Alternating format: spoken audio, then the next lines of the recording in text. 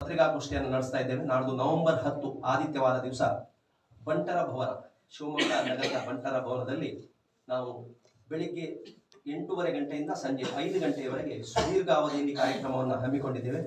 ಈಗಾಗಲೇ ಅದರ ಸವಿವರವನ್ನು ನಮಗೆ ಕೊಟ್ಟಿದ್ದೇವೆ.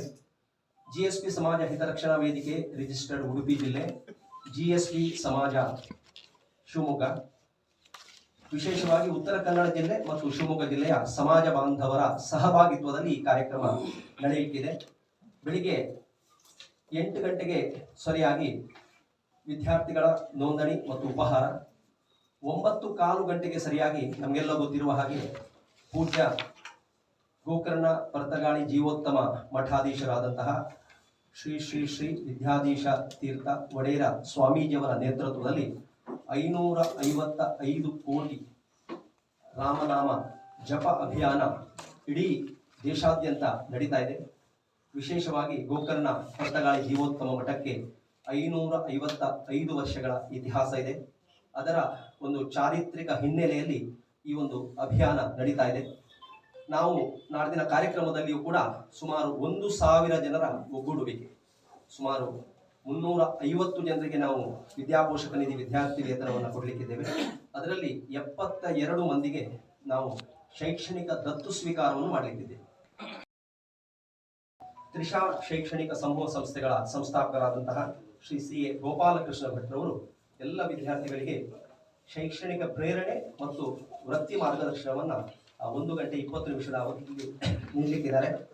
ಆ ಬಳಿಕ ಶ್ರೀ ಶ್ರೀ ಶ್ರೀ ವಿದ್ಯಾಧೀಶ ತೀರ್ಥ ಸ್ವಾಮೀಜಿಯವರು ಅವರ ಮಂಗಳೂರು ಮೊಕ್ಕಾಂನಿಂದ ಬೆಳಿಗ್ಗೆ 10:15 ಗಂಟೆಗೆ ಹೊರಟು ಅವರು 1:45 ಹೊತ್ತಿಗೆ ಶಿವಮೊಗ್ಗದ ಸರ್ಕ್ಯೂಟ್ ಹೌಸ್ ಪ್ರದೇಶಕ್ಕೆ ಬರಲಿಕ್ಕಿದ್ದಾರೆ.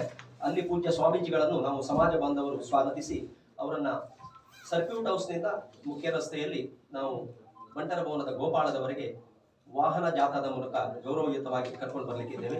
ಅಲ್ಲಿ ಪೂಜ್ಯ ಶ್ರೀಗಳಿಗೆ ನಾವು 2 ಗಂಟೆಗೆ ಪೂರ್ಣ ಕುಂಭ ಸ್ವಾಗತದ ಜೊತೆಗೆ ಪೂಜ್ಯ ಶ್ರೀಗಳ ದಿವ್ಯ ಉಪಸ್ಥಿತಿ ಮತ್ತು ಅವರ ಆಶೀರ್ವಚನ ನಡೀಲಿಕ್ಕಿದೆ.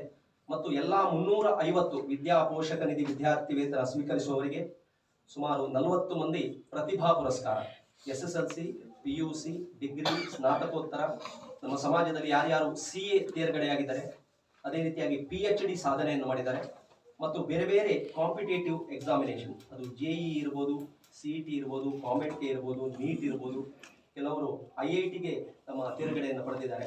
ಅಂಥವರಿಗೆಲ್ಲ ಸುಮಾರು 40 ಜನರನ್ನು ಆಯ್ದು ಉತ್ತರ ಕನ್ನಡ ಜಿಲ್ಲೆ ಮತ್ತು ಶಿವಮೊಗ್ಗ ಜಿಲ್ಲೆಯ 40 ಜನ ಪ್ರತಿಭಾವಂತ ವಿದ್ಯಾರ್ಥಿಗಳಿಗೆ ಪೂಜ್ಯ ಸ್ವಾಮೀಜಿಯವರು ಅವರು ಪ್ರತಿಭಾ ಪುರಸ್ಕಾರ ಮಾಡಿ ಅವರಿಗೆ ಆಶೀರ್ವಚನ ರೂಪದಲ್ಲಿ ಮಂತ್ರಾಕ್ಷತೆಯನ್ನು ಕೂಡ ನೀಡಲಿಕ್ಕಿದ್ದಾರೆ. ಆನಂತರ